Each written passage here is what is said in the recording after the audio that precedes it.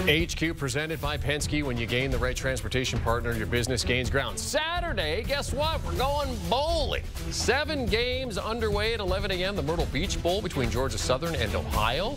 We get the Celebration Bowl at noon. The New Orleans Bowl, Emory Hunt's Ragin' Cajuns taking on Jacksonville State in that one. Cure Bowl in Orlando. We get the New Mexico Bowl in Albuquerque, New Mexico, and the LA Bowl in Inglewood. Always up to no good. We wrap with the Independence Bowl in Shreveport Saturday between Cal and Texas Tech. 42 bowl games, 84 teams. So we got some picks to make, and to help us with that, Danny Kanell joins us here on the set alongside Brady Quinn. I'm Jeremy St. Louis. All right, gentlemen, let's start with the Myrtle Beach Bowl, which is Georgia Southern versus Ohio. 3.5 points here to Georgia Southern. The total at 48.5.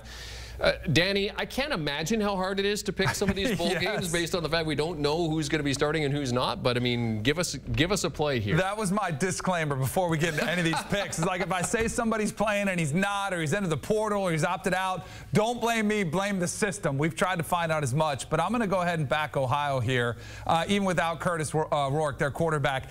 Not that concerned. Jeremy's Canadian, so I'm not. I kid. He's still a really good quarterback, even though he is Canadian. But I'm going to back. So I know. I couldn't resist. I'm going to go ahead and take the under here as well. I think it'll be a tight game, but Ohio's defense, one of the better defenses in the country, only giving up 15.3 points per game. So I think in a lower scoring affair, they'll be able to keep it inside the number, and I like the under as well. Yeah, I'm with you there in Ohio. I'll take the 3.5 points, although there is some concern. Their defense has been great, but they're down there the third-string quarterback with Curtis Rourke being in the transfer portal, and then their backup as well, C.J. Harris being out. It's Parker Navarro who will have to take over for the Bobcats, who's played actually pretty well in the small sample size that we've got. On the flip side, Georgia Southern, they've lost their last 4 games to finish. The season got blown out by Appalachian State to finish. So this is a team that's given up a ton of points. I'm actually on the other side here as far as the total. I do think this hits the over. Davis Prin can put up some points that would be challenged by the Bobcats defense, but I think a higher scoring affair. But I'll take the 3.5 points at Ohio. And just so you know, Curtis's older brother Nathan, by the way, signed with Jacksonville this week to from the practice squad to the main roster. Those rich bloodlines coming out of Canada playing football. I love it. It's a Canadian quarterback. 11-man football. Now. That's right. 11-man football. That's right. 3-down football, Brady. 3-down football. All right, let's go to the New Orleans Bowl. Jacksonville State versus Louisiana. The Ragin' Cajuns, 3.5-point dogs here. The total at 59.5. Brady, Gamecocks can become the first team to win a bowl game in their first FBS season. Are you backing them? I am in this case. I'm going to go ahead and lay the 3.5 points here in Jacksonville State. I mean, what a job Rich Rodriguez has done during his tenure so far. Their first bowl game, and really just in his second year, and you look what he's done so far. But it's quite the contrast when you're taking on a program that's been to 6 consecutive bowl games in Louisiana. But this is a defense that was the #1 scoring defense in Conference USA. Chris Hardy, their defensive lineman, has been phenomenal. He led Conference USA in sacks so far.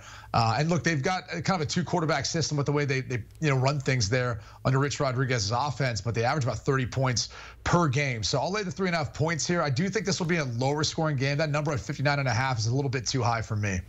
I think you're underestimating the power of the Fighting Emory Hunts, specifically in this bowl game, where they are 5-1 historically. They've also got the most appearances in the New Orleans Bowl of anybody. It's easy to travel to. They always get a pretty good home fan base. But I'll give you the numbers why I'm back in Louisiana as well to look out for.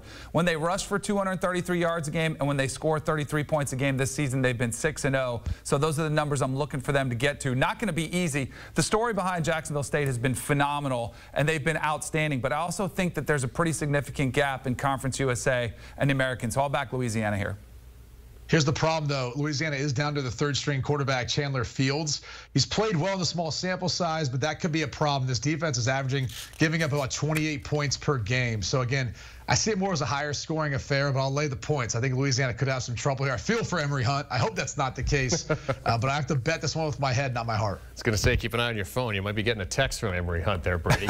All right, let's go to the Cure Bowl next. Miami of Ohio versus Appalachian State. App State 6.5-point favorites here. The total at 44.5. The MAC champions. Not getting a lot of love here. Disrespectful right here, Jeremy. I'm going to go ahead and snatch up those MAC champions. There's something to winning, but there's also something to covering the point spread as well. On the season, Miami 11-1 straight up, but also 10-2 against the spread in their last 12 games. I think this will be a tighter game, so I'll go ahead and take them here. I'm going to go ahead and take the points, too, in Miami of Ohio. This actually could be one of Chuck Martin's best seasons, too, when you take into account really what he was able to accomplish in winning the MAC. I mean, for starters, it could be their second best season in program history, getting to 12 wins, second only to Ben Roethlisberger's team that went 13-1 during his tenure there. But think about the quarterback position. They lost Brett Gabbert earlier this season. Avion Williams is left to go in the transfer portal. So he's going to be starting either Hessen, or it'll maybe be Maddox Kopp, who could potentially be playing in this game as well. Either way, they've got the Lou Groza Award winner, right? So they should be able to make all their field goals. This one should be a higher scoring affair. I mean, Appalachian State has ripped off 5 straight before losing to Troy in the Sun Belt title game. Everyone knows about that program, how well established they are.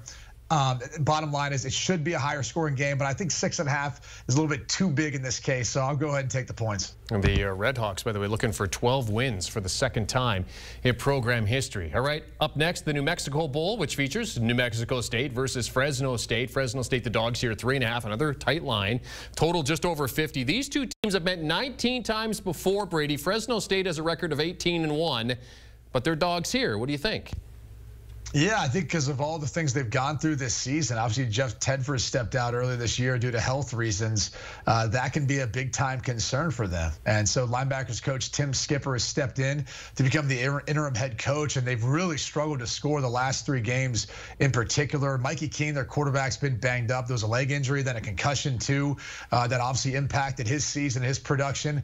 And they're taking on a New Mexico State team that's been surprisingly really good this year. And by the way, has never lost a bowl game. They're 4-0-1 in the history for New Mexico State. How about that? But give Jerry Kill a ton of credit. He's been phenomenal so far. The big question is, what it's going to look like starting quarterback Diego Pavia, who was sidelined due to injury in the Conference USA title game.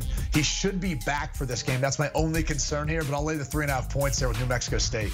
Yeah, the story of Jerry Kill has been awesome. They beat Auburn, and not only beat them, but they beat them resoundingly in Auburn this past season. But don't forget, Fresno State also beat Purdue out of the Big Ten. So you had a couple of these teams, Group of 5 teams playing very well against Power 5 programs.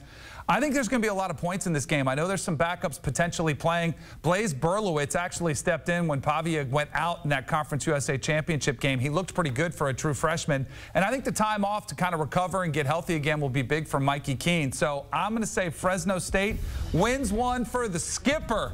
Not the Gipper, it's the skipper, Tim Skipper, taking over, rallying around their coach who had to take the medical leave earlier this month, and Jeff Tedford. But I think a higher scoring affair. A little concerned about the limp to the finish for Fresno State, but I think too many points here in this one, so I'll back the Bulldogs. Yeah, Fresno State chasing a 5th straight bowl win, as mentioned, 18-1 versus New Mexico State. The LA Bowl is up next, UCLA versus Boise State. The Broncos 3.5-point underdogs here. This total 48.5. Broncos, the Mountain West champions.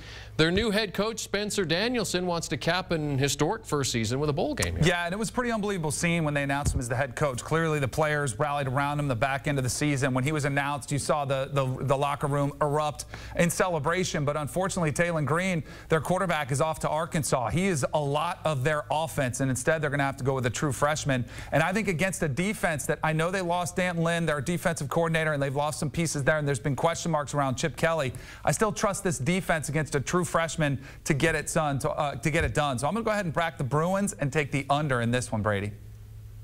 I'm going to go and take the 3.5 points here in Boise State. Yes, there's concerns, no doubt, about what this offense looks like without Taylon Green. But I think between their defense and the ability to run the football, they should be able to keep this one close.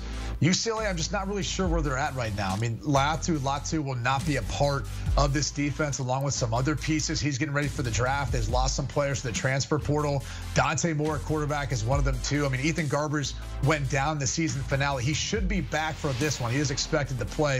And this is the #1 rush defense in the country in UCLA. So I actually think the under is the best play between all of the bets. But I'll take the 3.5 points here in Boise State. I think that might surprise some people. All right, let's go next to the Independence Bowl, Cal versus Texas Tech. Texas Tech 2.5-point favorites here. This total just under 60. Got a good total here, 57.5. The most interesting note I found about this one is the last time these two teams met, it was Sonny Cumbie versus Aaron Rodgers. And Aaron Rodgers won this game back in 2004. So Brady, what do you like for a play here? I'm taking Texas Tech laying the 2.5 points. A bit concerning here, though. Tech is losing 2 of the top 3 targets to the transfer portal. This is a common theme as Danny and I talk about all these games. And Bayron Morton's health is a little bit in question right now. And we know Tyler Shuck's not going to be there. He already entered the transfer portal. But they are taking on the Cal defense that's giving up close to 500 yards per game, 471 to be exact. And they do have a freshman QB and Fernando Mendoza, who's played well this season, and he's getting settled in. But they're just going to rely on Jaden Ott, who's the best running back, arguably, in the Pac-12, at least the most production, averaging over 100 yards per game. This one should be tight. Another game, I like the under, but I think Texas Tech takes care of business here, and I'll lay the 2.5 points. Yeah, I'm with you on Texas Tech as well. Jaden Ott versus Taj Brooks is going to be a really fun running back matchup. 2 of the better backs in the country. I do think Cal's got to be excited about finding a quarterback there in Fernando Mendoza, as you mentioned. But both these teams do come in with some momentum on the back end. Cal winning 3, Texas Tech winning 3 of 4 to kind of get right. I'll back Joey McGuire, Joey Juice, to get the bowl win, his second in 2 years for Texas Tech as well. Yeah, a lot of these early bowl games are the teams that had to win out in order to get into a bowl game this season. Bowl picks with Brady, Quinn, and Danny Kanell. Thank you very much, gentlemen. Of course, bowl season kicking off on Saturday. All right, the Cover 3 podcast, they'll be talking about bowl games. The latest episode dives into how the Heisman voting went. We're also talking about the coaching carousel and transfer portal updates. You can download and follow the Cover 3 wherever you get your podcasts.